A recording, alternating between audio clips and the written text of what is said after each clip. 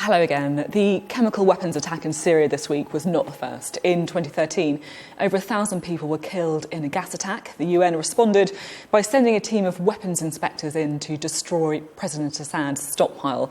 Well, I'm joined in the studio now by Jerry Smith, who led that mission. Hello, and thank you for coming in and sharing your expertise.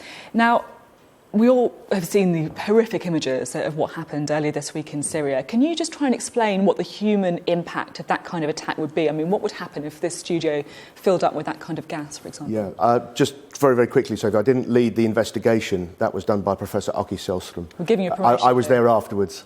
OK. So with regards to the what we saw there, sarin is a liquid. It looks a bit like water if it's made pure. And it evaporates, and once it gets into the air, if you inhale it, it effectively starts to affect the whole of your body, the nervous system. I won't go into the science and biology of it, but in essence, it means that your nervous system does not work properly. It can't stop. So you get this juddering. This is why you get the lots of salivation, which we saw, the shortness of breath, all those sort of things there. So it wouldn't take a huge amount in this studio. Once it started to diffuse there, we would be suffering similar effects that we saw on the video. Yeah, really horrific. The big question, of course, is who is responsible for this attack? I mean, it's pretty clear who the US think is responsible. They've said it was Assad. That's why they launched those missile strikes. Is there any way that Assad might not have been responsible for this? The fact of the matter is that there is. I mean, clearly the US may well have some significant amounts more information than I do, and therefore they've made a judgment on that. But I think one of the things that we should do, certainly early on last week, was that we need to listen to every story and then start to pick it apart. Some of the stories that come out are not true. And the stakeholders that are saying them are having a line because they want their own narrative. If we start to pick this apart effectively, their stories will fall away. But I think if we judge very, very quickly, the danger is that we miss things and therefore we get things wrong. So what's your judgment then? You think it is too early to say whether it was Assad who did this? Well, I don't know. I mean, certainly from last week we've had a certain amount of information that's been coming out. We understand now that some of the victims have gone to Turkey. They've had analysis done, I understand, in fact, from supervised by OPCW and World Health Organization individuals. So that is a start, that we understand what the nature of the poisoning was, and I understand it is sarin. If that is the case, then we can start looking at, OK, how would sarin behave? And let's look at the two stories that are coming out there, the narrative from the West of an attack, or the narrative from Russia, which is that this was a store that had been attacked conventionally.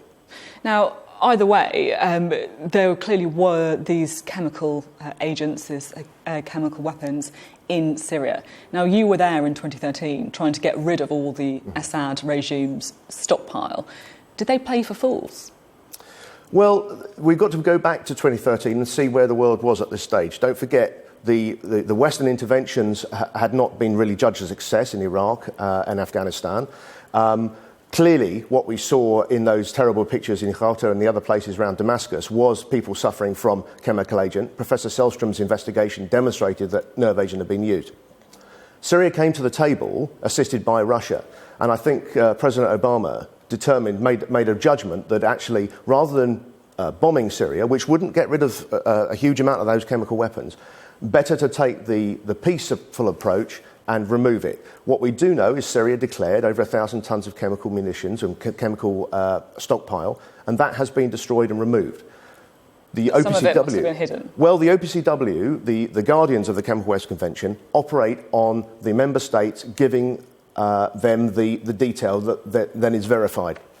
The OPCW and the UN are not world police unless they're given a mandate to. So in this case, the task was achieved. The question is, if more was left, then that's something else to be considered. So, and it potentially demonstrates the dangers of just relying on Assad to tell the truth. Well, yes, but I mean that's equal with everybody. That is true.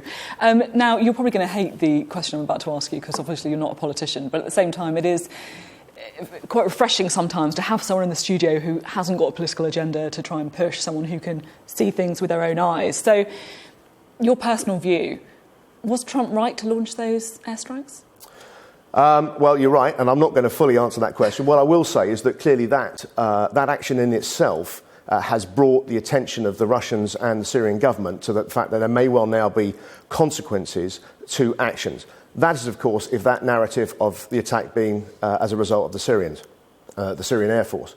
The question really now is that if there's going to be a consolidated structural approach that's continued, if it's just sort of on a whim type activity with no sort of strategic approach, that could potentially be an issue. But if there is a strategic approach behind this and beyond this, then that's a positive outlook. OK, thank you very much for sharing your thoughts on the Syria conflict. Appreciate it. No problem.